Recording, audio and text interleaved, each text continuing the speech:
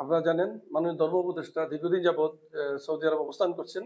আমাদের যে এবার হজের যে হাজিগণ আসবে তাদের হজের যে খরচটা কমানোর জন্য এবং ৩টি ক্যাটাগরিতে প্যাকেজ নির্ধারণ করার চেষ্টা করছে, যেমন একটি কাছে, একটি দূরে এবং আরেকটি সমুদ্র বন্দরে। সেই প্রত্যাশা নিয়ে আমি সরাসরি চলে যাচ্ছি, তা ওনার বক্তব্য আমার সঙ্গে থাকুন।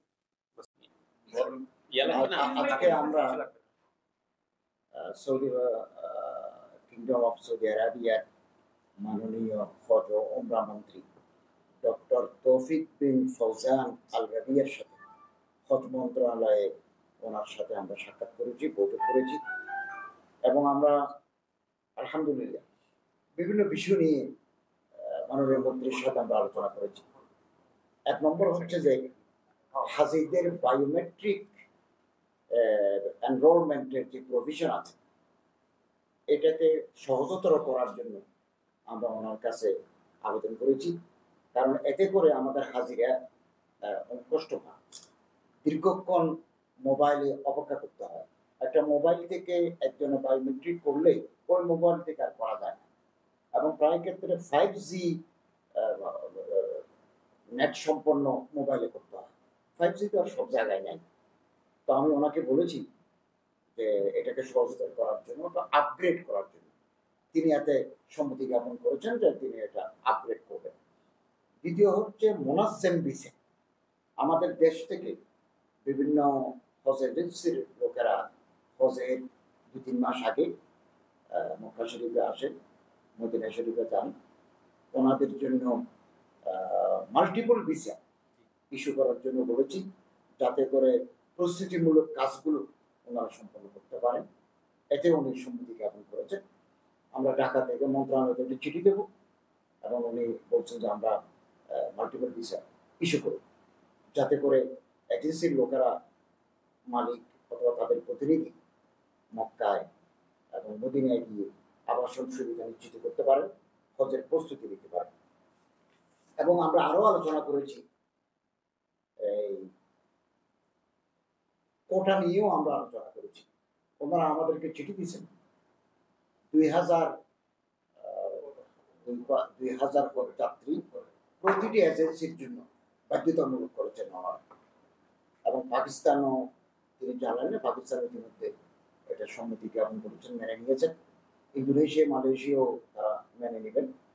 এবং আমরা বলেছি গত বছরের মতো ২৫০ জনের নামিয়ে আনার জন্য প্রতি এজেন্সি ২৫০ জন কমপক্ষে হজযাত্রী বহন করবেন, কোটা ২৫০ জন। তিনি বলেছেন আপনাদের এই আবেদনটা আমি বিবেচনায় রাখলাম। তো আমি আরেকটা নতুন প্রস্তাব মাননীয় মন্ত্রীর কাছে দিয়েছি, সেটা হচ্ছে সমুদ্র পথে জাহাজে করে কিছু হাজি যাতে খোঁজ করতে পারেন, এ ব্যাপারে আমরা অনুমতি প্রার্থনা করেছি। তিনি বলেন এটা আমার কোনো আপত্তি নেই, আপনারা যদি ২,০০০-৩,০০০ হাজি জাহাজ যোগে পাঠান তাহলে আমার আপত্তি নাই। তবে আমি এই পোর্ট অথরিটির সাথে আলাপ করব। এবং আমি বলেছি স্বাধীনতা উত্তরকালে এবং স্বাধীনতা পূর্বকালে আমাদের দেশের হাজিরা ১৯৮০ ইংরেজি পর্যন্ত জাহাজ যোগে হজ করতেন এবং জাহাজ যোগে হজ করতে অনেক হাজি স্বচ্ছন্দ্য বোধ করেন। তিনি বলল আমার পক্ষ থেকে কোনো আপত্তি নেই, পোর্ট অথরিটির সাথে আলাপ করে আমি সিদ্ধান্ত নেব, আমরা ঢাকা থেকে চিঠি দেব। এবং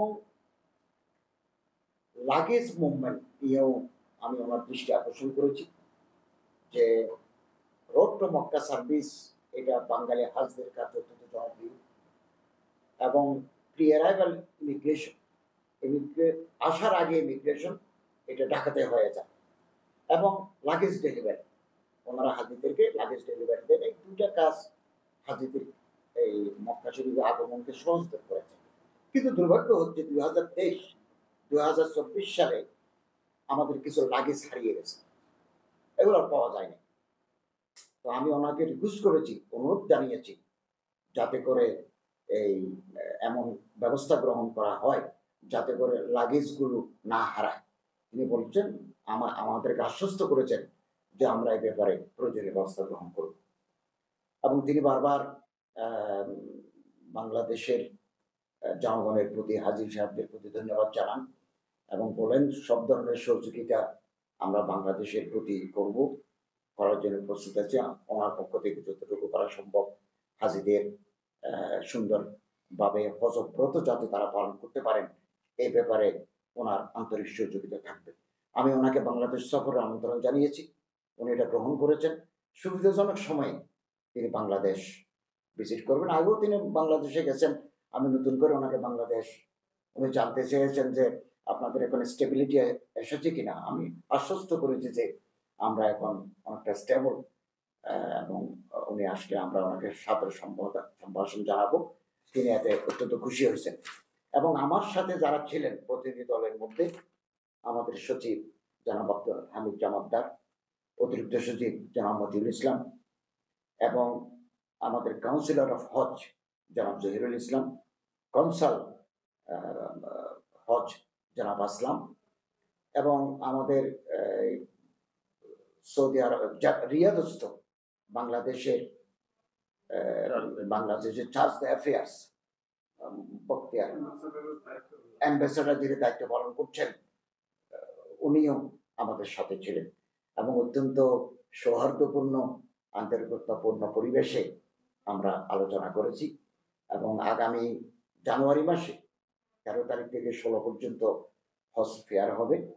উনি আমাদেরকে আমন্ত্রণ জানিয়েছেন, আমরা আসবো বাংলাদেশ থেকে, হজ ফেয়ারে অংশগ্রহণ করব, সেমিনারে অংশগ্রহণ করব।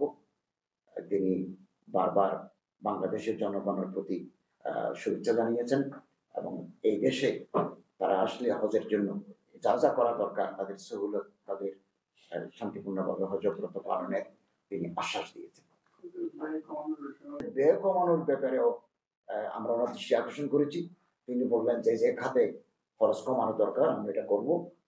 তিনি আমাদের কাছে জানিয়েছেন যে সিভিল এভিয়েশন কর্তৃপক্ষ সৌদি এয়ারলাইন্স যেগুলো ঢাকাতে নামে, ল্যান্ড করে, অবস্থান করে, ওই ট্যাক্সগুলো একটু বেশি। তিনি আমার বলছেন আপনারা কর্তৃপক্ষের সাথে আলাপ করে এই রেটটা একটু কমানো যায় কিনা। আমরা বলেছি আমরা বাংলাদেশে গিয়ে ঢাকায় ফিরে আমরা কর্তৃপক্ষের সাথে আলাপ করবো। উনি বলতে it is expensive, too high.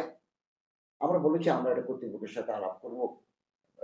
Saudi বিমান ওখানে গেলে যে কস্টটা দিতে হয় এটাকে রিডিউস করার ক্ষেত্রে আমরা কর্তৃপক্ষের সাথে এটা আলাপ করবো। আমি এটা ওনাকে নিশ্চয়তা দিয়েছি যে আলাপ করবো আমরা। আপনাদের মাধ্যমে আমার দেশবাসীকে জানাতে চাই, বিগত 8-10 দিন ধরে আমি আমার ডেলিগেশনের সম্মানিত সদস্য যারা আছেন, সচিব, অতিরিক্ত সচিব, কাউন্সিলর হজ কনসাল, ওনাদেরকে নিয়ে মক্কা শরীফের বিভিন্ন পয়েন্টে আবাসন সুবিধা আমরা পর্যবেক্ষণ করেছি, বিশেষ করে মিনা। জি প্রিয় দর্শক, আপনারা শুনেছেন মাননীয় ধর্ম উপদেষ্টা আজকে যে সম্মানিত হাজিগণ আসবে তাদের খরচ কিভাবে কমানো যায়, তাদেরকে ভালো সার্ভিস যেভাবে দেওয়া যায় এবং ডাক্তার নার্স যারা আসবে তারা যাতে প্রকৃত সার্ভিস দিতে পারে সেইভাবে উনি আমাদের একমত প্রকাশ করেছে। হানিফ সরকার উজ্জ্বল, RTV, জেদ্দা, সৌদি আরব।